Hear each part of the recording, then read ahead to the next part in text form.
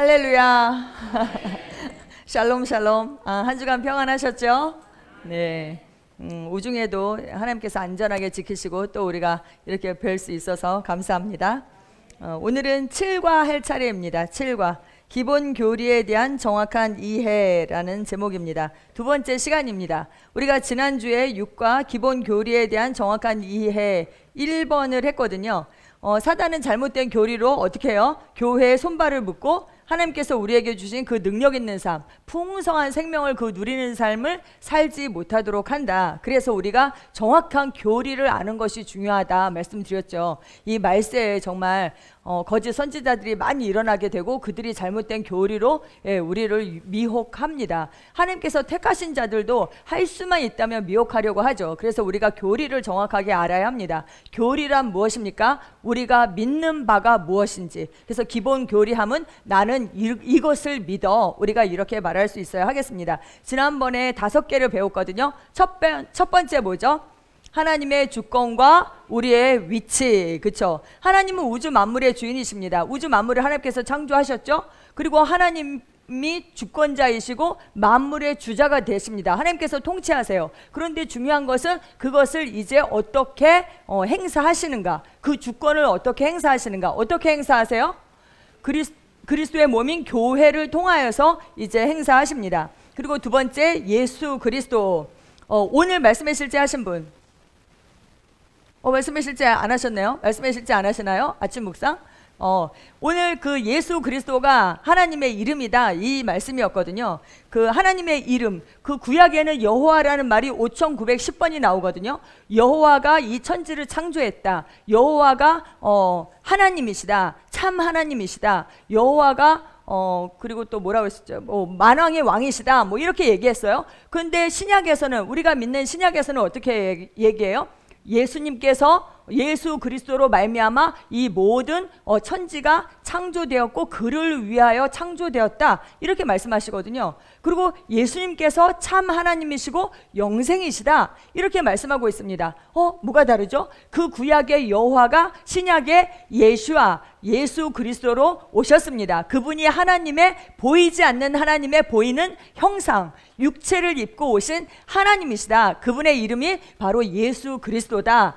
오늘 말씀의 실제 내용이 그것이었습니다. 네, 그래서 하나님께서 이 세상을 다스리는 그 수단으로 예수 그리스도 이름, 그 하나님의 이름을 우리에게 주셨다. 할렐루야, 아멘. 네, 그리고 예수 그리스도는 역사의 주인공이시다. 기원 전과 기원 후가 예수 그리스도가 기준이 되어서 나뉜 것입니다. 그리고 이제 우리가 그리스도를 생각할 때 뭘 생각해야 된다고요? 머리이신 예수 그리스도와 그의 몸인 교회까지 우리가 그리스도를 생각해야 합니다. 그리고 이제 세 번째, 성령의 역사.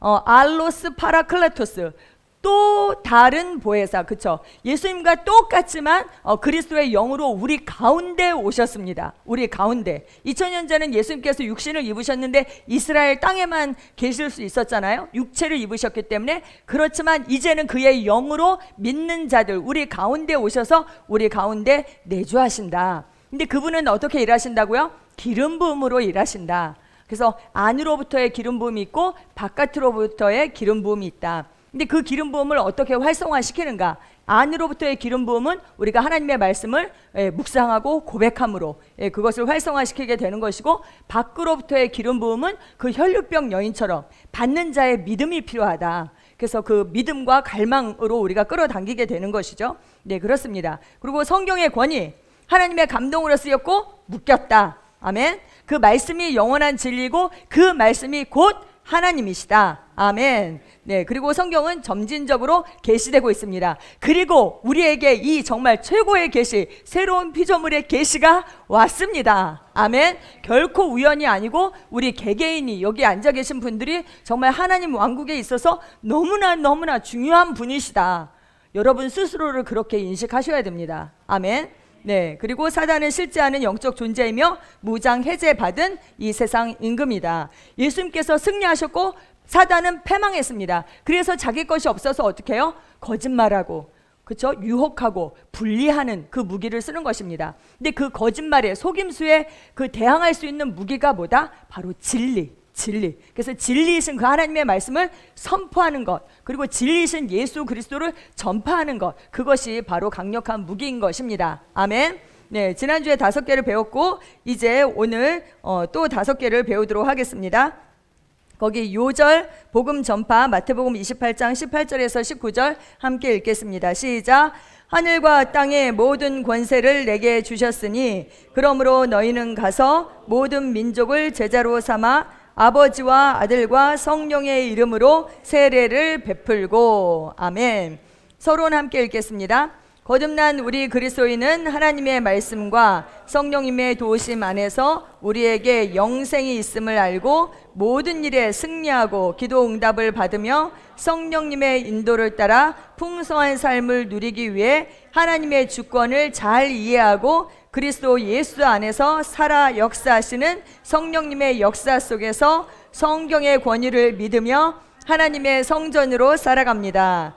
우리가 끝까지 승리하는 그리스도인이 되기 위해 알아야 할 몇 가지 기본 교리가 더 있습니다. 네, 첫 번째가 우리 몸은 하나님의 성전입니다 라는 내용입니다. 고린도전서 3장 16절 말씀 함께 읽겠습니다. 시작.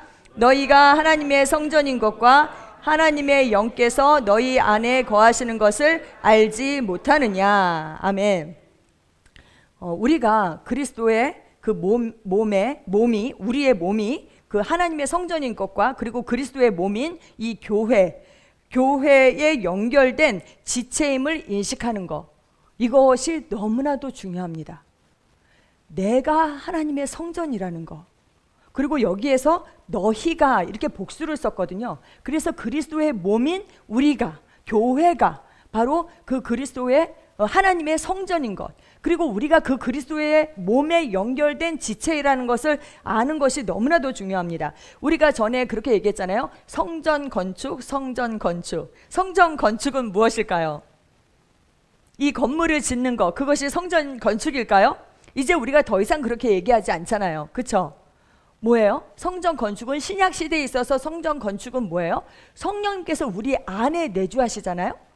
그러니까 영혼을 구원해서 그들 안에 살아계신 하나님의 전이 되게 하는 것, 살아계신 하나님이 내주하시도록 하는 것이 바로 성전 건축인 것입니다. 아멘. 네, 성전 하면 하나님의 영이 임하시는 곳, 하나님의 임재가 나타나는 곳입니다. 그래서 모세에게는 하나님께서 모세 시대는 이제 움직였어야 됐잖아요. 그래서 이제 천막으로 성막을 지었죠. 천막. 근데 거룩한 천막이다 해서 성막이 되었고, 그리고 이제 솔로몬이 건물을 지었죠. 그래서 거룩한 전이다, 집이다 해서 성전이 되었고, 그리고 우리는 우리 안에 거룩한 영, 성령이 들어오셨거든요. 그래서 우리를 뭐라고 불러요? 성도, 세인트. 천주교에 가면 세인트 이렇게 얘기하잖아요. 그 죽은 그런 그런 사람들, 세인트 아사프, 세인트 피터, 세인트 테라사 수녀 이렇게 해서 아주 그런 사람들을 세인트라고 부르는데, 그들만 세인트가 아니라 뭐예요? 우리가 세인트인 것입니다. 우리가 성도다. 우리 안에 거룩한 영이 있기 때문에. 아멘. 근데 이 성전 할 때 어떤 건축을 하는 재료나 아니면 어떤 수고나 아니면 어떤 그런 양식이 그곳을 거룩하게 한 것이 아니라 뭐예요? 거기에 하나님의 임재가 나타나면 그곳이 거룩한 곳이 된 것입니다. 아멘. 그래서 모세가 미디안 광야에서 날마다 양을 쳤잖아요. 근데 어느 날 어떻게 했어요? 떨기나무에 불이 붙었고 그 불이 꺼지지가 않는 거예요. 그래서 그가 가까이 가서 봤죠. 이상하다 하고 가까이에서 봤는데 하나님께서 뭐라고 하셨어요? 네 신을 벗어라. 이곳이 어떻게 하다고요? 거룩하다. 그곳에 맨날 일상적인 곳이었어요. 그런데 그곳에 하나님의 임재가 나타났기 때문에 그곳이 거룩한 곳이 된 것입니다. 아멘. 네, 그래서 우리 자신을 내가 성전이구나, 내가 성전이구나, 그래서 내가 하나님의 영광과 그 임재를 운반하는 자라는 거, 그 인식을 가지셔야 돼요. 하나님의 영광과 임재가 어디에 있었어요? 성막 중에서도 지성소에 있었잖아요. 그렇죠? 지성소. 그래서 내가 걸어다니는 지성소가 되었다는 거, 이것을 인식하는 것이 너무나도 중요해요. 제가 양육하신 분 중에 그 방문 교사를 하시는 분이 계셨어요. 방문 교사, 이렇게 아이들 논술 수업을 하시는 선생님이었는데 이 수업을 딱 하고 나서 내가 하나님의 영광과 임재를 운반하는 자구나. 내가 성전이구나. 내가 걸어다니는 지성소이구나. 이것을 깨닫고 나서요. 항상 아이들 집을 방문해서 들어갈 때마다 내가 하나님의 영광과 임재를 이곳에 운반한다. 이곳은 나 때문에 하나님의 영광으로 충만하다 라고 생각하면서 그 영광과 임재를 풀어놨어요. 그러면서 그 선생님이 얼마나 열심히 가르쳤겠어요. 그래서 그 선생님은 어떻게 됐느냐, 전국 탑을 하셨어요. 그리고 학부모님들도 너무나 좋아하시는 거예요. 아이들이 변하기 시작하는 거예요. 왜냐하면 근데 수업을 열심히 하는 거는 뭐 원래 태도가 좋으신 분이었죠. 근데 자기가 하나님의 영광과 임재를 운반하는 자라는 거, 이 계시가 오게 된 거예요. 그러면 어떻게 되는지 아세요, 여러분? 어둠이 떠나가게 돼 있어요. 빛과 어둠이 함께 할 수 없잖아요. 그래서 내가 하나님의 영광이다, 내가 빛이다, 이 계시가 오게 되면 어둠이 떠나가는 역사가 있습니다. 아멘. 네, 우리가 하나님의 성전입니다.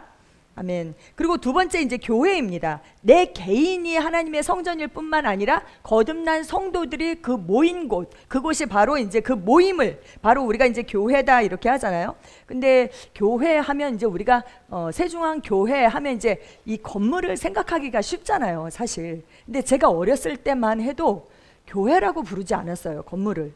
제가 어렸을 때는 예배당이라고 불렀어요, 예배당. 그리고 중국어에서도 교회는 그 그리스도인들의 모임이 교회이고 그 건물은 리바이탕, 그래갖고 그게 그 예배당이거든요, 예배당. 근데 어느 순간부터 점점 바뀌어서 이 건물을 우리가 교회라고 부르기 시작했거든요. 저는 그것에 정말 사단에 어떤 괴계가 있다라고 저는 생각을 합니다. 그래서 분명히 건물은 예배당이고, 근데 예배당이 그럼 중요하지 않는가? 예배당이 성전이 될 수도 있죠. 왜냐하면 우리가 모여서 함께 예배할 때 그곳에 하나님의 임재가 나타나면 그곳이 성전이 되는 것이죠. 아멘. 우리가 셀 모임으로 그곳에 모여서 하나님을 경배하고 예배할 때에 그곳에 하나님이 나타남이 있으면 그곳이 성전이 되는 것이죠. 네, 그렇습니다. 그래서 이 교회 건물이 중요하지 않다 그런 뜻이 아니고요, 예배당이 중요하지 않다 이런 뜻이 아니라 정확한 그 개념을 우리가 가지고 있어야 하는 것입니다. 아멘. 교회는 그리스도의 몸이고, 교회가 바로 또 하나님의 성전입니다. 여기 만물이 그의 발 아래에 있다 이렇게 말씀하셨어요. 예배소서 1장 22절에서 23절 말씀 함께 읽겠습니다. 시작. 또 만물을 그의 발 아래에 두시고 그를 만물 위에 머리가 되게 하셔서 교회에게 주셨느니라. 교회는 그의 몸이니 만물 안에 모든 것을 채우시는 분의 충만이니라. 아멘. 만물을 그의 발 아래에 두셨다. 그는 예수 그리스도죠. 그리고 예수님이 만물 위의 머리가 되셨다는 거예요. 근데 교회는 그의 몸이라는 거예요. 이 세중앙 교회, 이 지역 교회가 그리스도의 몸일 뿐만 아니라 전 세계 교회가 하나로 연결되고 하나로 연합해서 그리스도의 몸이 되는 것입니다. 그런데 뭐라고 했어요? 사단은 그 몸에 어디에 있다? 발 아래 있다. 아멘. 사단은 내 발 아래 있어. 그래서 저희 전에 말씀드렸잖아요. 저희 교회 집사님이 밟아 이렇게 모션으로 행동하면서 그렇게 했다고. 네, 사단은 우리 발 밑에 있습니다. 우리의 그 위치를 아는 것, 그것이 영성입니다. 아멘. 네, 그렇죠. 그 이제 교회, 사도 바울이 디모데에게 그런 말을 했잖아요. 너가 이 집에서 어떻게 행해야 할 것을 내가 가르친다 얘기하면서 그 교회는 하나님의 집이고 살아계신 하나님의 집이고 그리고 진리의 기둥과 터다 이렇게 얘기를 했어요. 여러분, 살아계신 하나님의 집, 하나님의 집이에요. 그리고 예수님도 내 교회를 내가 세운다 이렇게 말씀하셨거든요. 내 교회를. 그래서 이 교회의 머리는 누구이시다? 예수님. 그 예수님의 통치를 받아야 하는 것입니다. 그래서 예수님의 그 통치를 받지 않으면 교회가 아닌 것이죠. 예수님이 머리이시고 그 머리이신 예수님의 통치를 받아야 하는 것입니다. 네, 그 예수님께서 내 교회를 내가 세운다 말씀하셨으니까요.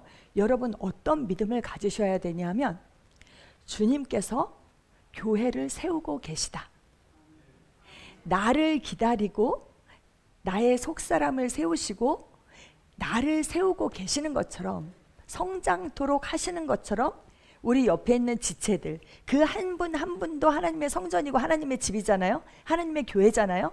그러니까 그분들도 하나님께서, 예수님께서 세우고 계시다는 것을 여러분이 믿고 바라보셔야 됩니다. 아멘.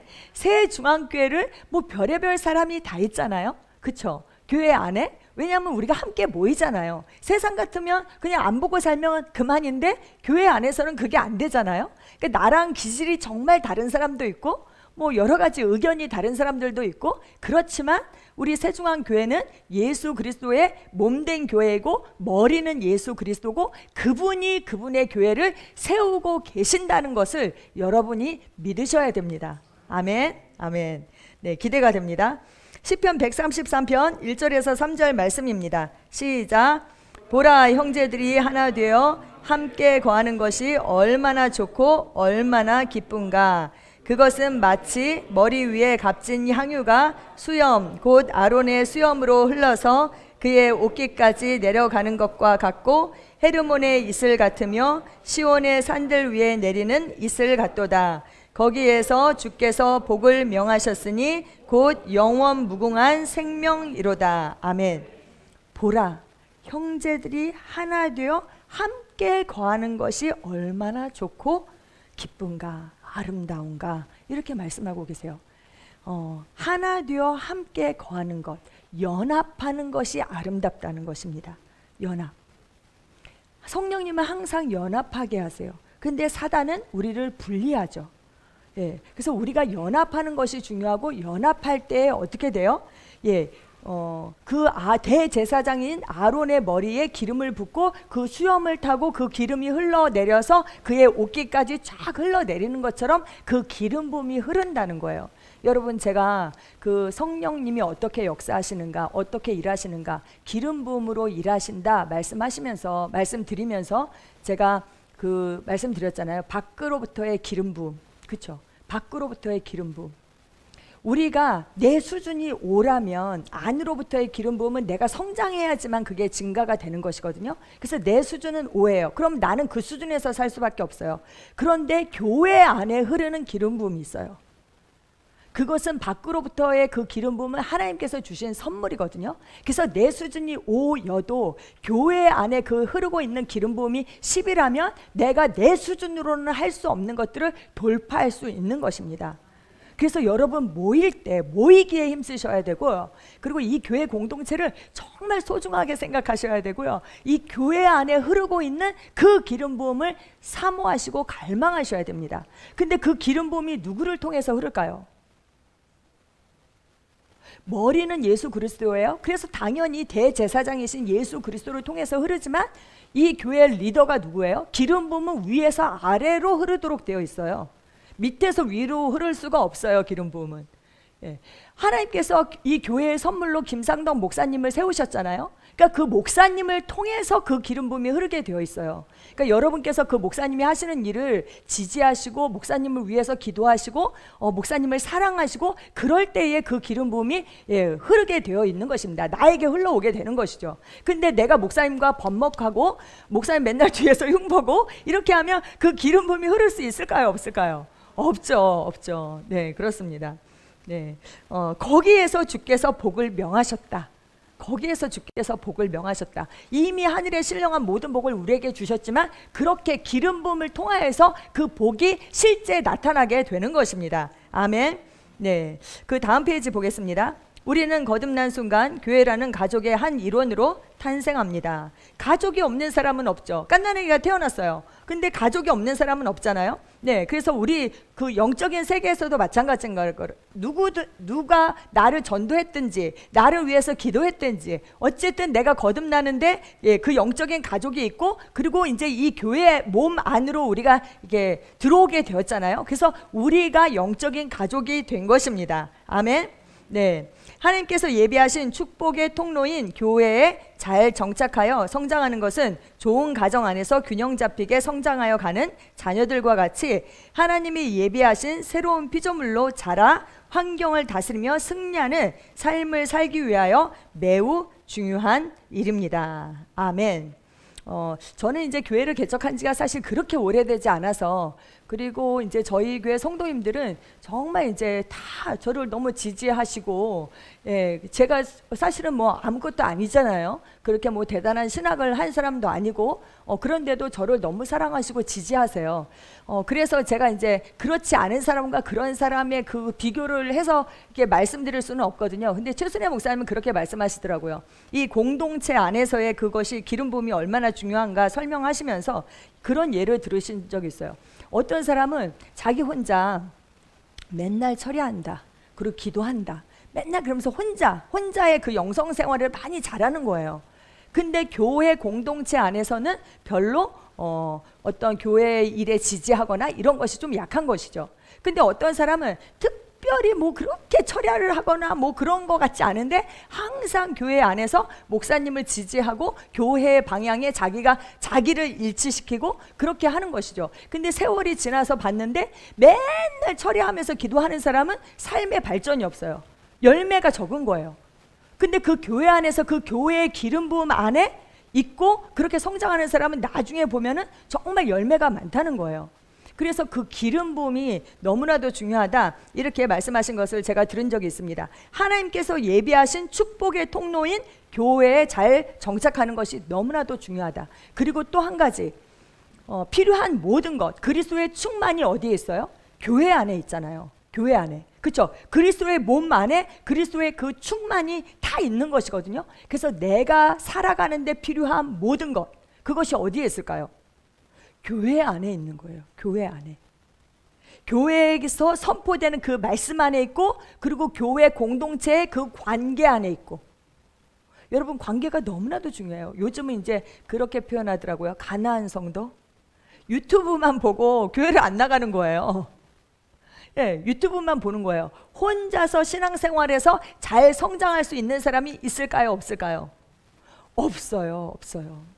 우리가 관계 안에서 성장하는 것, 그것이 하나님의 뜻입니다. 그래서 하나님께서 공동체를 주셨는데 뭘 주셨어요? 가정에서의 관계가 제일 힘들다고 그러더라고요. 가정. 예, 남편과의 관계가 힘든 줄 알았더니 자식이 태어나서 보니까 자식과의 관계가 더 힘들다고 어떤 분이 그러셨어요. 그리고 교회 안에서의 그 관계. 근데 제가 깨달았어요. 저는 이제 늘 얘기하거든요. 예수님 클래스에서 예수님처럼 삽니다. 나는 예수님 클래스에서 예수님처럼 삽니다. 예수님 클래스에서 사는 게 뭔가 이렇게 생각했어요. 예수님의 권세를 가지고 예수님의 능력을 가지고 사는 거, 초자연적인 삶을 사는 거, 그 어떤 것에도 제한받지 않는 거, 그쵸? 막 그런 걸 생각했어요. 그래서 뭐 신성한 건강을 누리고 신성한 부요를 누리고 상황과 환경을 다스리는 거, 이런 거 생각했어요. 근데 어느 날 제가 깨달았어요. 예수님 클래스에서 예수님처럼 사는 것은 원수를 사랑하는 것이구나. 하나님께서 우리가 원수 되었을 때 사랑하셨어요. 예수님도 우리를 위해서 자기 목숨을 주셨어요. 우리가 그 구원으로 구원을 받았어요. 사랑 하나님의 사랑 자녀로 우리가 거듭났어요. 하나님 하면 뭐예요? 하나님은 사랑이시라. 그분의 생명과 본성을 가장 잘 나타낸 거. 우리가 늘 얘기하잖아요. 나는 하나님의 그 신성에 참여한 자가 되었다. 하나님의 성품에 참여하는 자가 되었다 그랬잖아요. 그 첫 번째가 사랑이에요. 근데 누구를 사랑해요? 원수를 사랑하는 거. 원수가 어디 있어요? 여러분 왜 웃으세요? 네, 예수님 클래스에서 사는 것은 결국 사랑이구나. 사랑. 뭐 내가 좋아하는 사람, 나한테 잘해주는 사람 사랑하는 거 누가 못해요? 그 세상 사람도 해요. 예. 근데 정말 나를 시험 들게 하는 사람, 나를 섭섭하게 하는 사람, 마땅히 축복해야 되는데 축복하지 않는 사람, 그 사람을 사랑하는 거, 그것이 너무나도 중요하죠. 악을 악으로 욕을 욕으로 갚지 말라. 도리어 뭐 하라고요? 복을 빌라. 예, 그렇게 말씀하고 있습니다. 우리는 사랑밖에 할 수 없고 축복밖에 할 수 없습니다. 아멘. 교회 안의 관계 안에서. 그래서 우리에게 주신 새 계명은 뭐예요? 서로 사랑하라.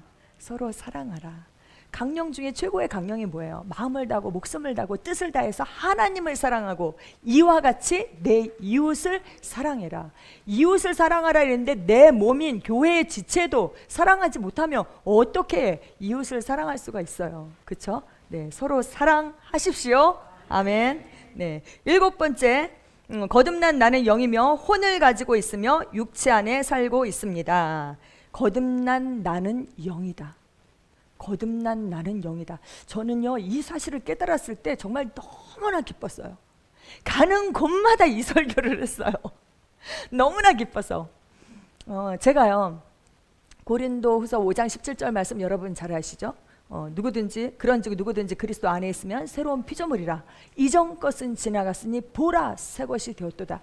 이 말씀을 제가 어렸을 때 이 말씀을 가지고 설교를 했어요. 중학교 주일학교 설교를 했는데 거기에 딱 앉아있던 어떤 중학생이 저한테 누구든지 그리스도 안에 있으면 새로운 피조물이 되었습니다. 제가 딱 이렇게 설교를 했더니 에이 딱 이러더니 진짜 새로운 피조물 되었어요? 이렇게 물어보는 거예요. 그 순간 제가 움찔했어요. 왜냐하면 그 학생이 저를 너무나도 잘 알았거든요. 그러니까 그 학생에 의해서 제가 판단받을 것 같은 거예요. 왜? 그리스도인이라면 이렇게 살아야 된다는, 그리스도를 닮은 삶을 살아야 된다는 어떤 그런 이미지가 있잖아요. 근데 제가 그 삶을 살고 있지 못하기 때문에 그 학생에 의해서 제가 판단받을 것 같은 거예요. 그래서 나는 새로운 피조물이 되었어 라고 말하면서 제가 뭘 설명했냐면, 내가 옛날에 얼마나 형편없는 사람이었는데 예수님을 믿고 나서 예수님을 영접하고 나서 내가 어떤 사람으로 변화되었는지에 대해서 얘기를 했어요. 제가요, 이 말씀을 깨닫고요, 그곳에 다시 가서요, 그 뉴질랜드였거든요. 그곳에 가서 정말 다시 설교하고 싶었어요. 그 학생을 붙잡고 얘기하고 싶었어요. 거듭난다는 것은, 새로운 피조물이라는 것은 그런 뜻이 아니야. 형편없는 사람이 좋은 사람으로 변화되는 거예요. 개과 천선하는 거는 다른 종교에도 있어요. 다른 종교에도 있어요. 우리가 새로운 피조물이 되었다는 것은 그런 의미가 아니잖아요. 그렇죠? 우리는요, 다 죽어 있었어요. 다 죽어 있었어요. 그런데 예수님을 영접함으로 말미암아 그 하나님의 생명이 우리에게 들어오게 되었어요. 하나님을 하나님답게 하는 그 생명으로 우리가 거듭났어요. 위로부터 우리는 태어난 거예요.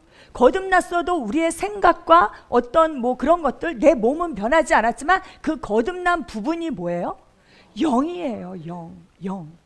그래서 거듭난 내가 진짜 나잖아요. 그래서 진짜 나는 영입니다.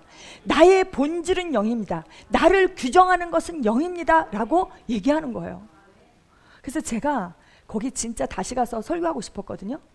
근데요, 하나님의 은혜로요, 2019년도에 제가 뉴질랜드를 다시 갔어요. 그리고 감사하게 그 교회에 가서 제가 다시 설교할 수가 있었어요. 예. 하나님께서 기회를 주셔갖고 제가 거기에 가서 나는 영입니다. 나는 영입니다. 이 설교를 했거든요. 여러분, 우리 거듭난 우리는 영이고 혼을 가지고 있습니다.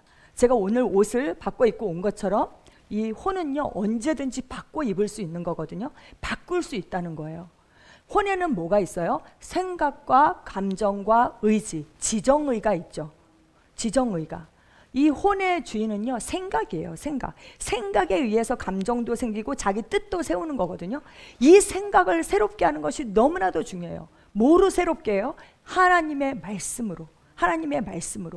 이 혼이 영을 따라가는지, 이 혼이 육을 따라가는지, 이것이 너무나도 중요해요. 교회에 오래 다녔다라고 해서 영적으로 성장했느냐? 그렇지 않습니다, 여러분. 육신적인 그리스도인이 있거든요.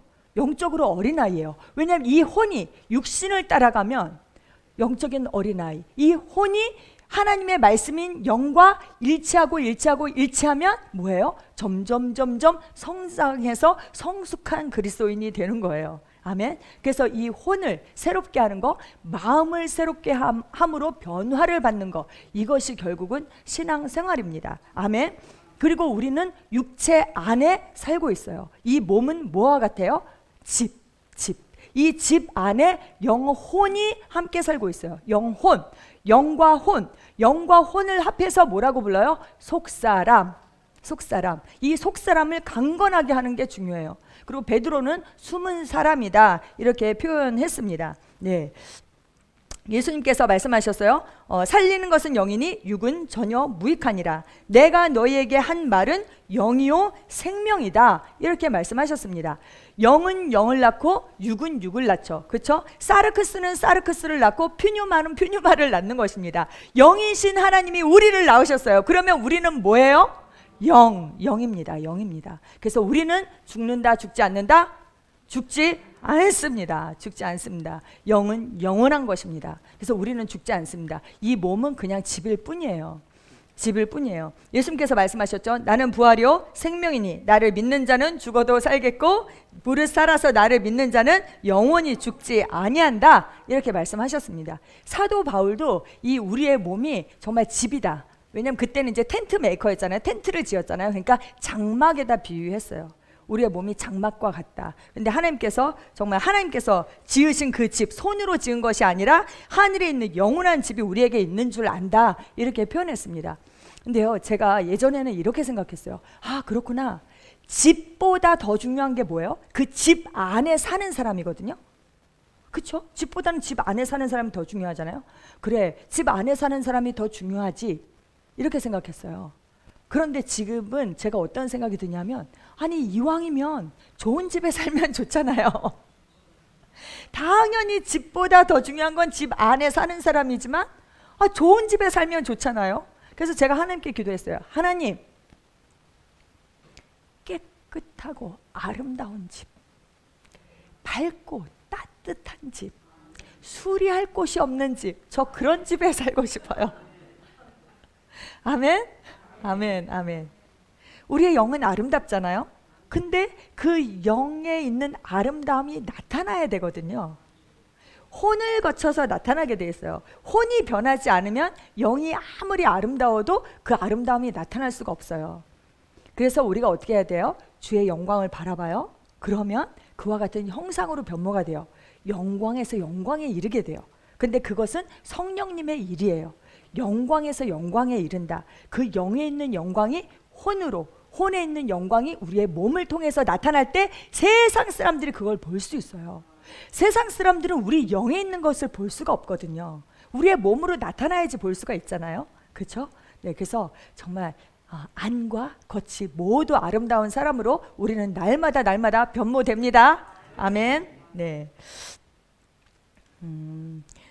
여기 데살로니가전서 5장 23절 말씀 함께 읽겠습니다. 시작. 화평의 하나님께서 너희를 온전히 거룩하게 하시고 너희의 온 영과 혼과 몸이 우리 주 예수 그리스도께서 오실 때까지 책망할 것 없게 보존되기를 하나님께 기도하노라. 아멘. 네, 주님 오시는 그날까지 우리의 영과 혼과 몸이 정말 온전히 거룩하고 깨끗한 것, 그것이 하나님의 뜻입니다. 여러분, 이 몸 관리를 정말 잘 하셔야 돼요. 몸 관리. 여러분과 제가 누구보다도 잘 알잖아요. 이 몸 관리를 정말 잘 하셔야 됩니다. 왜냐하면 몸이, 이 집이 망가지면 영혼이 더 이상 그 집에 살 수가 없거든요. 그래서 천국으로 이사를 가야 돼요. 그러니까 이 몸 관리를 잘 하셔야 되고요. 우리가 이 몸을 입고 있는 이 시간이 우리에게 너무나도 소중해요. 후회되는 일들이 너무나 많잖아요. 진짜. 우리가 이 몸을 입고 있어야지만이 사랑하는 말 한마디도 할 수 있고, 정말 사랑의 그 허그도 해줄 수 있고, 그쵸, 위로도 할 수 있고, 등도 톡톡 두들겨 줄 수 있고, 남편을 위해서 맛있는 밥도 해드릴 수가 있고, 그렇잖아요. 그래서 이 몸 관리를 잘 하셔야 됩니다. 아멘. 네. 네. 8번, 그리스도인에게 우연은 없습니다. 사도행전 18장 1절에서 4절 말씀 함께 읽겠습니다. 시작. 이런 일이 있은 후에 바울은 아테네를 떠나 고린도로 와서 클라우디오가 모든 유대인은 로마를 떠나라고 명령했기 때문에 최근에 이탈리아에서 온 폰토 태생 아퀴라라고 하는 유대인과 그의 부인 프리스길라를 알게 되어 그들에게 찾아가니라. 그가 동일한 업종에 종사하였기 때문에 그들과 함께 머물면서 일하였으니 이는 그들이 생업으로 천막을 만드는 사람들임이더라. 그가 안식일마다 회당에서 변론하여 유대인들과 헬라인들을 설득시키니라. 아멘. 여러분, 그리스도인에게 우연은 없습니다. 모든 것이 하나님의 완전한 뜻 가운데 있다라는 말씀은 아니에요. 하나님의 선한 뜻이 있고 기뻐하시는 뜻이 있고 그리고 온전한 뜻이 있고 또 어떤 것은 하나님의 그냥 허락한 뜻인 것도 있고 그리고 어떤 것은 정말 우리가 잘못 선택해서 그 잘못된 결과를 먹는 것들도 있거든요. 그런데 감사한 것은 무엇이냐면 하나님을 사랑하는 자, 곧 그 뜻대로 부르심을 입은 자들에게는 어떻게 돼요? 모든 것이 합력해서 선을 이루게 됩니다. 하나님은 선의 하나님이세요. 그래서 우리가 설사 잘못돼서 잘못 선택한 것일지라도 거기에서도 선을 이루시는 분이에요. 그래서 우리가 어떻게 생각해야 되냐면 정말 지금 이 상황에서 그 하나님의 선한 뜻이 무엇인가를 우리가 볼 수 있는 그 눈이 있어야 됩니다. 여기 보면 사도 바울의 예잖아요. 사도 바울이 아테네를 떠나서 고린도로 이사를 갔어요. 근데 이사를 가게 된 그 이유가 뭐였냐면 로마 황제가 모든 유대인들은 로마를 떠나라는 칙령을 내렸거든요. 추방을 당한 거예요. 그래서 어쩔 수 없이 고린도로 오게 되었어요. 근데 거기에서 누구를 만났어요? 우리가 잘 아는 브리스길라와 아굴라를 거기서 만나게 돼요. 그 부부를. 그래서 그들이 그 천막 깁는 그 생업이 똑같았거든요. 그래서 같이 동업을 하게 되었어요. 근데 이들이 어떻게 되었어요? 바울의 정말 너무나도 훌륭한 동역자가 되어서 교회를 개척하게 되었어요. 예, 그 동역자가 되었어요. 여러분, 이게 아주 우연한 일 같잖아요. 여러분이 대한민국 이 땅 중에서도 진천에 사세요. 근데 진천에 많은 교회들이 있는데 새중앙교회 지체가 되었어요. 이게 우연일까요? 우연일까요? 절대 우연이 아니죠. 여기에 정말 하나님의 놀라운 계획이 있어요. 아멘. 그 하나님의 선한 뜻, 그 계획, 그것을 볼 수 있어야 됩니다, 여러분. 아멘. 네. 결코 우연이 없습니다. 여기 아주 재미난 표현이 있죠. 마태복음 10장 29절에서 31절 말씀 함께 읽겠습니다. 시작. 참새 2마리가 한 아사리온에 팔리지 아니하느냐. 그러나 너희의 아버지 없이는 그중 한 마리도 땅에 떨어지지 아니하니라. 그러나 너희 머리카락까지도 다 세어두셨나니 그러므로 너희는 두려워하지 말라. 너희는 참새보다 더 귀하니라. 아멘. 참새 2마리가 한 아사리온에 팔린대요. 그렇죠? 근데 누가복음 12장에 보면 그런 말씀이 있거든요. 참새 5마리가 2 아사리온에 팔린대요. 그러면 참새 1마리는 덤이에요. 덤. 장사하다가 장사가 잘 안 됐나? 그냥 덤으로 주는 거예요. 근데 그것도 우연이다, 우연이 아니다? 우연이 아니라는 거예요. 우연이 아니라는 거예요. 우리의 머리카락까지도 다 세신 바 되셨다 이렇게 얘기하고 있잖아요. 근데 우리의 머리카락을 센다 했을 때 영어로 보면 카운트가 아니에요. 하나, 둘, 셋, 넷 이렇게 세는 카운트가 아니라 number이에요. number. 그래서 1번, 2번, 3번, 4번 이 머리카락에도 다 숫자가 매겨져 있다는 거예요. 그리고 머리카락이 빠질 때 몇 번째 머리카락이 빠졌는지 하나님께서 아신다는 거예요. 와. 근데 우리가 인체를 공부하면요, 이 하나님께서 우주 만물의 주인이시잖아요. 하나님은 너무나 광대하세요. 이 태양계가 이 우주의 점이에요. 근데 태양계 중에서도 그 은하계가 있잖아요. 근데 그 중에서도 점이에요, 지구는. 근데 이 지구 중에서도 나는 그냥 정말 점이잖아요. 하나님은 너무나 광대하시지만 또 너무나 미세하신 분이에요. 정말 너무 놀랍죠. 그 완전한 하나님께서 나를 사랑하신다는 거, 그 하나님께서 나를 위해서 이 피조물의 이 옷을 입고 이 땅에 오셨다는 거, 그 사람의 모양으로 종의 형체를 입고 이 땅에 오셔서 나를 위해서 십자가에서 죽으셨다는 거, 이거 정말 너무나 놀라운 일이잖아요. 그렇죠? 아멘, 아멘, 아멘. 네, 그래서 우리에게 결코 그 우연이 없습니다. 제가 교회 얘기하다 보니까 생각이 났어요. 우리 교회 권사님께서, 권사님하고 집사님 부부가 저희 교회로 인도를 받고 오시게 되었어요. 그분들이 어느 교회를 갈까 이렇게 기도하시면서 인도를 받는 중에 이제 더 성장하고 싶으셔서 우리 교회에 오셔서 함께 신앙생활을 하시게 되었어요. 작년 일이에요. 근데 너무 신기한 게요. 제가 우연히 그 제 노트가 있다라고 했잖아요. 꿈과 환상을 적는 그 노트? 그것을 이렇게 보게 되었어요. 근데 그분들이 오시기 몇 개월 전에 제가 꿈을 꾼 거예요. 꿈을 꿨는데 거기에 그 권사님 이름이 딱 써 있고 그 권사님이 꿈에 지금 다니시던 교회를 나와서 다른 교회를 가신다는 거예요. 근데 제가 꿈에 저분들이 우리 교회로 와야 될 텐데 라고 제가 꿈속에 생각한 그것을 적어놨어요. 근데 그 권사님이 저랑 친한 사람이냐? 전혀 아니에요. 그 남편분은 얼굴을 본 적도 없고 전혀 친한 사람이 아닌데 그분이 제 꿈에 나타나서 제가 꿈을 적어놨는데 그걸 완전히 잊어버린 거예요, 저는. 근데 그분들이 우리 교회 오고 나서 몇 개월 지난 다음에 제가 꿈노트를 보다가 그걸 알게 됐어요. 그래서 제가 그걸 통해서 안 거는 뭐냐 하면 우연인 것 같지만 절대 우연이 아니라는 거. 하나님의 그 인도하심, 그 정확한 인도를 받고 그분들이 오셨다는 거. 예, 제가 그것을 알게 되었어요. 여러분도 마찬가지입니다. 이분 오늘 이 자리에 앉아 계신 거 결코 우연이 아닙니다. 아멘. 우리가 이렇게 우연이 없다는 것을 알 때 어떻게 살아가게 되느냐? 최선을 다한 삶을 살게 되어 있어요. 여러분, 오늘, 지금 이 시간이 너무나도 중요해요. 우리가 얘기하잖아요. 우리는 천국에 가서 영생이 시작되는 것이 아니라 이미 영생이 시작되었다. 우리가 이렇게 얘기하잖아요. 다른 말로 하면 우리의 오늘이 영원과 연결되어 있는 거예요. 영생을 가지고 있잖아요. 이 영혼이 하늘나라에 가는 거예요. 나의 오늘이 영원과 연결되어 있어요. 그러면 어떤 선택을 하시겠어요?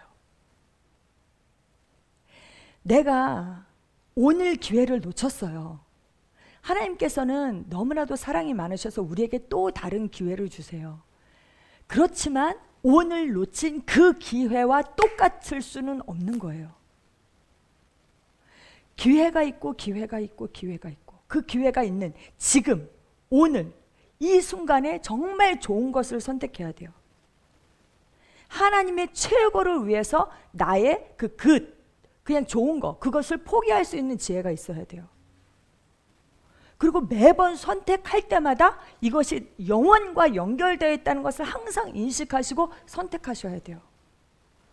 그 방법은 뭐냐? 하늘 보좌에서 내려다보는 거예요. 이 땅을. 하늘 보좌에서 이것이 중요할까? 천국에 갔을 때 이것이 중요할까? 그러면요 용서 못할 사람이 없어요. 양보 못할 일이 없어요. 아멘. 아멘.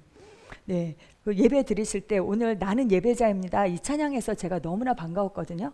오늘 지금 여러분이 여기 앉으셔서 예배하고 계시잖아요. 그러면 어떻게 예배하셔야 되는가? 살아계신 하나님께서 오늘 이 자리에 계신 것처럼 그렇게 예배하셔야 돼요. 오늘 이 예배가 나의 삶의 마지막 예배인 것처럼. 내가 찬양할 때 어떻게 찬양해야 돼요? 찬양하다 죽을 사람처럼. 말씀을 들을 때 어떻게 말씀을 들어야 돼요? 그냥 안종현 선교사가 잘하네 이렇게 듣는 게 아니라 정말 유일하신 참 하나님, 살아계신 하나님께서 나에게 주시는 그 말씀으로, 유일한 하나님의 말씀으로 들어야 돼요. 아멘. 그러면 하나님께서 갈망하시는 자에게 응답하시거든요. 아멘. 네. 제가요 간증을 할게요. 레이너 피노미넌이라는 질병이 있었어요. 제가 뉴질랜드에 살 때. 근데 이거는 제가 피가 어디까지 와 있는지 딱 눈에 보여요. 피가 흐르는 곳과 피가 흐르지 않는 곳. 그래서 여기 딱 피가 흐르지 않아 갖고 여기는 새고 여기는 완전 보라색. 완전 피가 흐르지 않아서 그게 노인들한테 나타나는 거래요. 결국은 이제 손가락을 이렇게 잘라야 되는 그런 병이더라고요. 저는 그때 그게 그렇게 심각한 병인지 몰랐어요. 근데 그게 치료가 될 수가 없는 거예요. 근데 한국에 들어와서 우연히 어떤 프로그램을 보다가 그게 그렇게 심각한 질병이라는 걸 제가 알게 되었어요. 근데 제가 어떤 집회를 참석을 하게 됐는데 제 마음에 이 집회 중에 박수를 열심히 치면 이 병이 날 거라는 믿음이 들어왔어요. 그래서 박수를요, 정말 찬양하다 죽을 사람처럼 박수를 쳤어요. 어머, 근데 이 질병이 어떻게 나는지 모르겠어요. 그냥 나았어요. 근데 이게 겨울에 굉장히 심각하거든요. 제가 영하 37도까지 내려가는 내몽골에서 살다 왔어요. 5년을 연변에서, 연변도 날씨가 춥죠. 거기도 2년 살았고 7년은 중국에서 살다 왔는데 어떤 분이, 저는 완전히 잊고 있었어요. 어떤 선교사님이 저에게 얘기하는 거예요. 아니, 선교사님 옛날에 뉴질랜드 살을 때 그 손이 그랬었잖아요. 어떻게 그렇게 추운 데 가서 사세요? 이렇게 저한테 물어보셔서 제가 깜짝 놀랐어요. 정말 제가 완전히 깨끗이 나았어요. 근데 제가 믿음으로 박수를 쳤거든요. 여러분, 할렐루야. 네, 그 박수를 치시면서 찬양하시면요, 하나님도 영광을 받으시고 우리 건강에도 좋습니다. 아멘. 네, 제가 알퐁스 도데의 마지막 수업 여러분 기억나세요? 우리 국어 시간에 배웠잖아요. 저는 그게 너무나 마음에 항상 짠한 게 있어요. 프랑스라는 소년이 있었어요. 프랑스 어떤 한 작은 마을이에요. 이 소년은 수업 시간에 맨날 농땡이 치고 수업을 제대로 하지 않았어요. 선생님이 분사를 외워갖고 오라고 그랬는데 그날도 외우지 않아갖고 또 더군다나 수업에 늦었어요. 그래서 수업 갈까 말까 그냥 밖에 나가서 놀을까 막 이렇게 고민을 하다가 그냥 갔어요. 막 시끌벅적한 그 틈을 차서 자기가 몰래 교실에 들어가서 앉아야지 이러고 딱 갔어요. 근데 가서 보니까 너무나 조용한 거예요. 그리고 마을 어른들이 뒤에 와서 앉아 계신 거예요. 이 프랑스라는 이 소년이 오기만을 선생님과 그 반 아이들과 어른들이 기다리고 있었어요. 그래서 딱 들어가서 앉았어요. 근데 선생님 수업을 하시는 거예요. 근데 자기한테 아니나 다를까 분사를 딱 외워보라고 시켰어요. 근데 자기가 못 외웠어요. 그래서 너무나도 창피했어요. 그런데 선생님이 뭐라고 그러셨냐면 그날이 그 프랑스 수업 마지막 프랑스 수업이었던 거예요. 독일 하에 있었거든요. 그래서 독일이 더 이상 프랑스어를 가르치지 말라, 독일어로만 수업을 하라고 했던 거예요. 그래서 그 선생님 40년 동안 프랑스어를 가르쳤는데 프랑스 만세 칠판에다 크게 쓰고 그 마지막 수업을 했어요. 이때 이 소년이 마음이 어땠겠어요? 그래도 다행이죠. 빼먹은 것보다는 그 자리에 와서 앉아 있었으니까. 내가 그동안 프랑스 수업을 열심히 하지 못한 것을 너무나 후회하면서, 근데 우리 인생에 정말 이렇게 후회할 일들이 얼마나 많을까요? 그것이 마지막인 줄 알았더라면 이런 후회가 많이 있잖아요. 여러분, 그런 후회를 하시지 않기 위해서는 어떻게 하셔야 되느냐? 항상 순간 최선을 다하셔야 합니다. 아멘. 이것이 하루아침에 되지 않아요. 계속 훈련하셔야 돼요. 계속. 아멘. 네, 거기 우리 그리스도인의 모든 만남과 모든 사건 속에 하나님의 뜻이 있음을 알고 순간순간 최선을 다해 사는 것은 그리스도인의 삶을 풍성하게 합니다. 예배 드릴 때, 말씀 들을 때, 찬양 드릴 때, 배우자나 자녀와 시간을 보낼 때, 친구나 이웃, 불신자를 만날 때 최선을 다하며 알차게 살아갑시다. 아멘. 9번째, 주님은 나의 모든 것을 아십니다. 동기와 한계와 능력을 아십니다. 시편 139편 1절에서 6절 말씀 함께 읽겠습니다. 시작. 여호와여, 주께서 나를 감찰하시고 아셨나이다. 주께서 나의 앉고 일어섬을 아시며 멀리서도 나의 생각을 통촉하시오며 나의 길과 눕는 것을 감찰하시며 나의 모든 행위를 익히 아시오니 여호와여, 내 혀의 말을 알지 못하시는 것이 하나도 없으시니이다. 주께서 나의 전우를 두르시며 내게 안수하셨나이다. 이 지식이 내게 너무 기이하니 높아서 내가 능히 미치지 못하나이다. 아멘. 하나님께서 나의 모든 것을 아신다. 아멘. 이것이 정말 우리에게 너무나도 위로가 됩니다. 그래서 어떻게 해야 되느냐? 하나님께 인정받기를 작정해야 합니다. 아멘. 고린도후서 10장 18절 말씀입니다. 시작. 이는 스스로 칭찬하는 사람이 인정을 받는 것이 아니요 주께서 칭찬하시는 사람이 인정을 받기 때문이라. 아멘. 네, 여기 다윗의 예가 있어요. 다윗과 사울. 다윗은 정말 큰 실수를 했잖아요. 뭐 실수가 아니죠. 교사했어요, 교사. 근데 하나님의 마음에 합한 자라고 했고요. 사울은 우리가 보기에는 정말 뭐 그렇게 그 정도로 큰 실수가 아닌 것 같은데도 사울은 하나님으로부터 버림을 받았습니다. 근데 다른 점이 있어요. 뭐냐? 다윗은 모든 상황을 하나님의 관점으로 바라봤어요. 자기가 잘못했을 때 회개했고요. 그리고 모든 상황을 하나님의 관점으로 바라봤고 자기를 보는 그 하나님의 눈을 중요하게 생각했어요. 그래서 예가 나와 있는데 밧세바의 아이가 죽었잖아요. 밧세바와 동침했죠. 그리고 이제 아기를 낳았어요. 근데 그 아이가 시름시름 앓고 알았어요. 그러니까 다윗이 그 아이를 위해서 금식하면서 기도했어요.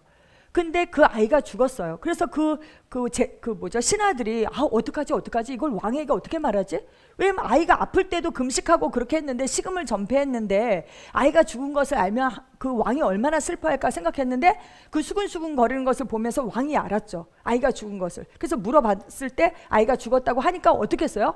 다윗이 일어나서 하나님 성전에 가서 의복을 갈아입고 하나님을 경배했어요. 그리고 밥을 가져오라 해서 식사를 했어요. 그래서 아니 왜 그러지?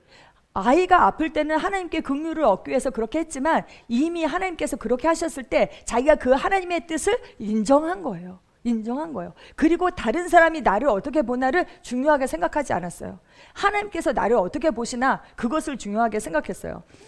또 압살롬이 반란을 일으켰을 때 도망을 갔잖아요. 그때 절름발인 그 시므이가 따라오면서 다윗을 저주했어요. 그래서 이 개만도 못한 이 시므이를 그 신하들이 가서 처치하겠느냐 이렇게 물어봤을 때 그냥 둬라 이렇게 얘기하면서 자기가 그 세상 사람들이 자기를 어떻게 대하는지 별로 개의치 않았어요.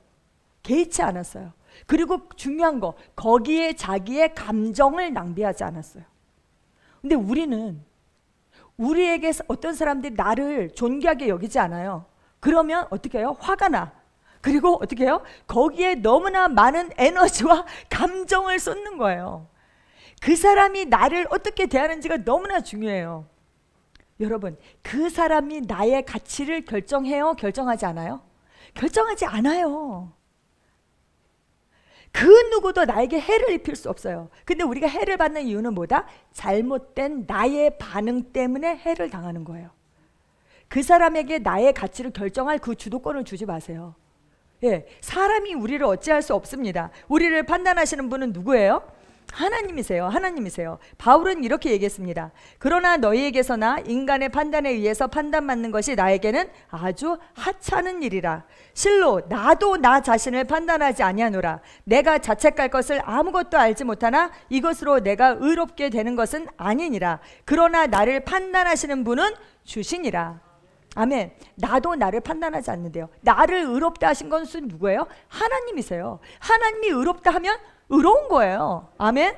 네. 그래서 우리가 스스로 동기를 당연히 점검해야 되죠. 왜냐하면 하나님은 나의 동기를 아시고 한계를 아시고 능력을 아시거든요. 하나님은 우리의 중심을 보시잖아요. 근데 그 중심을 보신다 했을 때 intention and thought예요. 우리의 의도와 생각을 보시는 거예요. 우리의 의도, 동기를. 그래서 동기를 점검을 해야 돼요. 근데 나의 동기가 괜찮아요. 하나님 앞에 문제가 없어요. 그러면 오케이. 다른 사람들이 나를 오해하는 거 문제 없어요. 하지만 나의 동기가 잘못됐다면 하나님은 나의 동기를 보시기 때문에 그 동기를 교정해야 하는 것입니다. 아멘. 모든 사람에게 인정받기를 빨리 포기하십시오. 모든 사람에게 인정받는 거 가능해요? 불가능해요? 불가능해요. 그러니까 아예 빨리 포기하시는 게 좋아요. 나는 그냥 사랑하고 축복하는 자리에만 선다 이렇게 생각하시고 인정받기를 포기하십시오.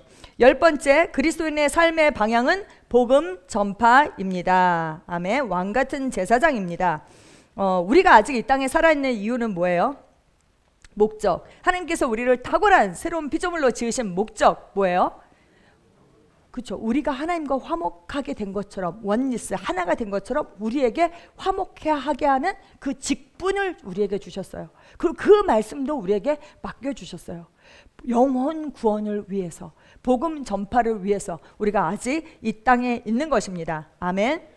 네, 베드로전서 2장 9절 말씀 함께 읽겠습니다. 시작. 그러나 너희는 선택받은 세대요 왕같은 제사장이며 거룩한 민족이요 독특한 백성이니 이는 너희를 어둠에서 불러내어 그의 놀라운 빛으로 들어가게 하신 분의 덕을 너희로 선포하게 하려는 것이라. 아멘.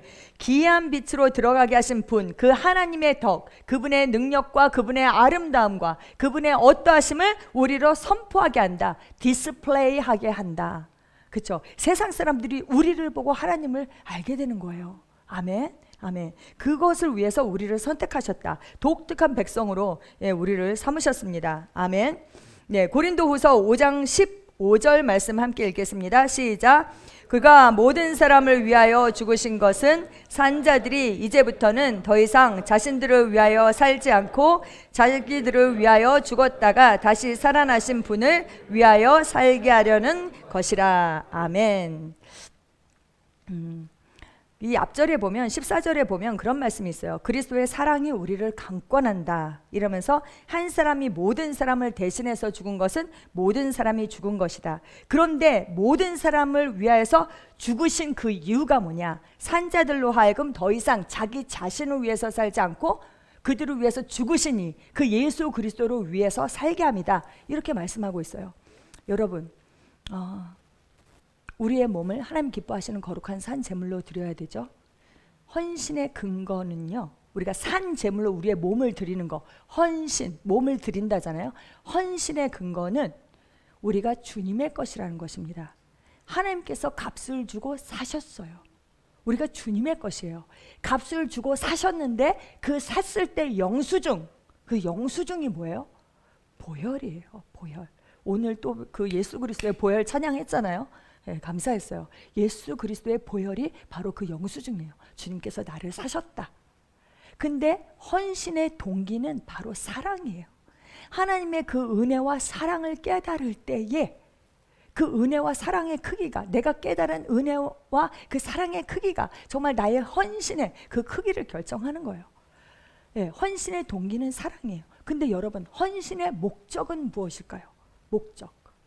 헌신의 목적은 맞아요. 일하기 위함이에요. 하나님의 일. 근데 우리가 하나님의 일을 한다 그러면 내가 주님을 위해서 막 열심히 이렇게 일하는 그 그림을 생각하시거든요. 전에도 말씀드렸지만 여러분, 그 그림이 아닙니다. 예수님께서 나를 대신해서 나를 위하여 나로서 죽으신 거예요. 왜요? 나로 하여금 주를 위해서, 주를 대신해서 예수 그리스도로서 살게 하기 위해서. 그래서 헌신은 주의 일을 하는데 내가 하는 것이 아니라 내 안에 계신 그리스도께서 나를 통해서 하시는 거예요. 그리스도의 나타남, 그것이 바로 헌신의 목적입니다. 아멘. 아멘. 네, 여기 그래서 마태복음 28장 말씀도 나와 있고요. 또 마가복음 16장 15절 18절 말씀도 있고요. 그리고 사도행전 1장 8절 말씀도 있어요. 왜 사도행전 1장 8절 말씀을 여기다 적었느냐? 이 사도행전 말씀을 누가 적었죠? 누가가 적었어요. 누가가 여기 뭐라 그랬냐면 성령께서 너희에게 임하시면 너희가 능력을 받는다. 그 능력을 우리가 받은 이유가 뭐예요? 예루살렘과 온 유대와 사마리아와 땅끝까지 이르러 내 증인이 되리라. 그렇죠? 증인 되게 하기 위해서 우리가 성령을 받은 거예요. 아멘. 그리고 요한복음은 뭐라고 얘기하고 있어요? 베드로에게 요나의 아들 시몬아, 네가 나를 사랑하느냐? 네가 나를 사랑하느냐? 네가 나를 사랑하면 뭐 하라고요? 내 양을 치라. 내 양을 먹이라. 네, 이렇게 말씀하고 계세요. 그래서 사복음서는요 다 똑같이 끝나요. 뭐라고 그러냐? 가서 전파하라. 복음을 전파하라는 거예요. 복음서의 마지막은 그거예요. 요한복음은 양을 치라 이렇게 말씀하고 있고, 그래서 우리가 복음 전파에 우리의 삶의 방향을 맞춰야 하고 거기에 우리의 좌표를 찍어야 되는 것입니다. 이 좌표를 찍고 항해를 하는 그 배와 이 좌표를 안 찍고 그냥 그 바다에 둥둥둥둥 떠다니는 배와 같아요? 같을 수가 없죠. 좌표를 찍지 않으면 목적지에 다다를 수가 없죠. 네, 그래서 복음 전파에 우리가 좌표를 찍어야 하겠습니다. 우리가 주님을 사랑한다 고백하잖아요. 주님을 사랑하면 어떻게 돼요? 주님 사랑하시는 거 나도 사랑하고, 주님 기뻐하시는 거 나도 기뻐해요. 주님이 뭘 사랑하세요? 영혼을 사랑하세요. 주님이 뭘 기뻐하세요? 예? 천국의 99명의 그 의인보다 한 명이 회개하고 돌아오는 거 더 기뻐하시잖아요. 우리를 향한 일반적인 뜻이 있어요. 그게 뭐냐? 하나님은요 모든 사람이 구원을 받고 진리를 아는 데 이르는 것을 원하신다 이렇게 말씀하고 있습니다. 모든 사람이 회개하고 아버지께로 돌아오기를 원하신다. 성경은 그렇게 말씀하고 있습니다. 그것이 뜻이에요. 하나님의 뜻. 거기에 우리의 방향을 맞춰야 하고요. 그것을 위해서 내가 그러면 어떻게 할 것인가? 우리를 각자를 향한 그 하나님의 뜻이 있거든요. 개개인을 향한 뜻, 그 큰 뜻을 맞추고 그 안에서 개개인을 향한 그 뜻을 찾아야 하는 것이에요. 아멘. 그래서 나를 향한 그 하나님의 뜻을 발견하고 그 뜻을 따라가고 성취하는 삶, 그것이 가장 영화로운 삶입니다. 아멘. 네. 그래서 우리의 그 전업은, 그 우리의 첫 번째 목표는 뭐다? 영혼 구원이다. 그것을 위해서 우리의 직업이 필요한 것입니다. 아멘. 네. 그 예배소서 말씀에 영광을 찬미케 하기 위해서라고 말씀하고 있어요. 그의 영광에 찬양이 되게 하려 하심이라 이렇게 말씀하고 있습니다. 또 예배소서 1장 5절 7절 말씀에서도 그 은혜의 영광을 찬양케 하려 하심이라 이렇게 말씀하고 있어요. 우리가 하나님의 표현, 그 신성의 화신으로 나타나는 것, 하나님의 의의 표현, 사랑의 표현, 영광의 표현으로 나타날 때에 하나님께서 우리를 통해서 영광을 받으십니다. 아멘. 아멘. 예, 거기 그리스도인이란 우리 함께 읽겠습니다. 시작. 그리스도인이란 말은 예수 그리스도와 같은 삶을 사는 사람들로 새로운 피조물이 되어 영생하는 삶을 가지고 성령의 기름 부음 가운데 살아가는 무리를 일컫는 말입니다. 우리는 하나님의 영광을 위해 남의 유익을 구하며 그리스도를 본받는 삶을 사는 자들입니다. 아멘. 네, 남을 위해서 사는 자들입니다. 그리스도인은 남을 위해서 사는 자들입니다. 아멘. 고린도전서 10장 31절 말씀 함께 읽겠습니다. 시작. 그러므로 너희가 먹든지 마시든지 무엇을 하든지 다 하나님의 영광을 위하여 하라. 아멘. 네, 그리고 고린도전서 10장 23절 24절 말씀 함께 읽겠습니다. 모든 것이 내게 합법적이라고 해서 모든 것이 유익한 것이 아니요 모든 것이 내게 합법적이라고 해서 다 세워주는 것이 아니니라. 누구나 자기 자신의 유익을 구하지 말고 각자 다른 사람의 유익을 구하라. 아멘. 여러분, 사랑을 한마디로 하면요, 나의 유익을 구하지 않는 것입니다. 다른 사람의 그 상대의 유익을 구하는 것, 그것이 사랑입니다. 그래서 그리스도인이 가져야 하는 삶의 세 가지 태도가 있어요. 뭐예요? 영혼 구원의 태도, 그렇죠? 영혼 구원의 태도. 두 번째 뭐예요? 사랑의 태도. 세 번째 뭐예요? 주는 태도. 근데 이 한국어가 정말 너무나 아름다워요. 한국어가 사랑은 주는 거예요. 사랑하지 않고 줄 수 있어요. 근데 주지 않고 사랑한다는 말은 거짓말이에요. 사랑하면 주고 싶어요. 하나님도 그의 나라를 주기를 기뻐하셨다 이러셨거든요. 예수님도 자기의 목숨을 주는 것을 어떻게 하셨어요? 예, 기꺼이 아낌없이 주셨다 이렇게 말씀하고 있거든요. 여러분, 사랑하면 줘요. 그래서 우리는 영혼 구원, 사랑 중에 가장 큰 사랑은 뭐예요? 영혼 구원이에요. 사랑은요, 근원으로 돌리는 것이에요. 예를 들면 이런 거예요. 자기의 본성을 따라서 살아갈 수 있도록 하는 거. 물고기가 있어요. 이 물고기가 물 밖으로 나와 있어요. 자기의 근원이 물이거든요. 근데 물 밖으로 나와 있어요. 근데 이 물고기에게 어머 사랑해 사랑해 이러면서 너의 비닐은 얼마나 이렇게 아름다우니? 너는 어쩜 이렇게 수영을 잘하니? 칭찬할 수 있어요. 근데 진짜 사랑은 뭐예요? 그 물고기를 물속에 넣어줘서 그 생명의 본성대로 살아갈 수 있도록 하는 거, 그게 사랑이거든요. 우리의 근원은 하나님이에요. 하나님을 떠나 있는 사람들은 다 죽은 거예요. 살아있는 것처럼 보이지만 죽은 거예요. 그들의 생명의 근원이신 하나님께로 돌아오게 하는 것, 그것이 가장 큰 사랑입니다. 아멘. 그 사랑을 하기 위해서 우리가 사랑하는 태도를 가져야 하고, 그것이 바로 주는 것이에요. 주는 것. 기다려줘요. 용서해줘요.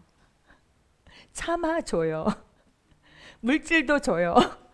사랑해줘요. 이 한국어가 너무 아름다운 것 같아요. 주는 태도를 우리가 가져야 합니다. 그리고 다른 사람의 유익을 구한다. 마땅한 것이 있어요. 우리가 마땅히 나의 권리를 주장할 수 있지만 그 사람을 얻기 위해서 그 사람처럼 되는 것이죠. 그리고 양보하는 것입니다. 아멘. 아멘. 복음 전파는 그리스도인에게 척추와 같다. 최수련 목사님께서 이 말씀을 하신 적이 있어요. 척추와 같다. 이게 기둥이라는 거죠. 그래서 복음 전파에 방향을 맞추고 살아갈 때 비로소 모든 것들이 제자리를 딱딱딱딱 맞는다는 거예요. 예, 그래서 우리가 복음 전파의 영혼 구원에 딱 방향을 맞추고, 그리고 그것을 위해서 내가 장사도 하고, 그것을 위해서 내가 일도 하고, 그것을 위해서 내가 가르치기도 하고, 모든 일을 하는 것입니다. 아멘. 제가 하나 간증할게요. 좀 늦었지만 저희 교회에 그 간병인 하시는 권사님이 계세요. 근데 연세가 굉장히 많으세요. 70이 넘으셨는데 이렇게 그래도 우리 교회에서 가장 청년 그 스피릿을 가지고 계세요. 근데 이분은 간병인을 하시잖아요. 환자들을 대하시잖아요. 목표가 영혼 구원이에요. 얼마나 열심히 사랑의 태도로 섬기시는지 몰라요. 굳이 그렇게까지 하지 않아도 되는데 집에서 맛있는 음식을, 그 환자식이 너무나도 맛이 없잖아요. 그러니까 집에서 맛있는 음식을 새콤달콤한 거 해갖고 가고, 환자식을 해갖고 가고, 이렇게 해서 그분을 잘 돕고 성장하도록, 그 건강을 회복하도록 돕고, 심지어 인지 그 치료를 어떻게 하고나 이렇게 잘 받다가 자기가 인지 치료 그 사 대신에 그게 비싸잖아요. 그러니까 환자를 가르치기도 하고, 그래서 그 환자들이 너무나 좋아요. 그리고 영혼구원, 항상 정말 하나님 영혼구원 할 수 있는 그 사람을 붙여주세요. 늘 기도하시고 나가시거든요. 그래서 정말 간병인으로 일하시면서 많은 분들을 영혼구원 하셨어요. 예. 그래서 우리가 무엇을 하든지 먹고 마시는 모든 것 하나님의 영광을 위해서 하고, 그리고 영혼구원을 위해서 합니다. 아멘. 네. 우리 거기 마지막 우리 신앙의 기본 교리를 거기 함께 읽겠습니다. 시작. 우리 신앙의 기본 교리를 확실히 이해할 때 우리는 우리에게 허락되어진 인생의 순간순간을 알차고 보람되게 살 수 있으며 현세뿐 아니라 내세까지도 지혜롭게 대처하며 살아갑니다. 또한 하나님이 우리에게 주신 복음 전파에 방향을 맞추고 사는 사람은 가장 지혜롭고 행복한 성도입니다. 아멘. 함께 기도하시겠습니다. 할렐루야, 할렐루야. 주님 감사합니다.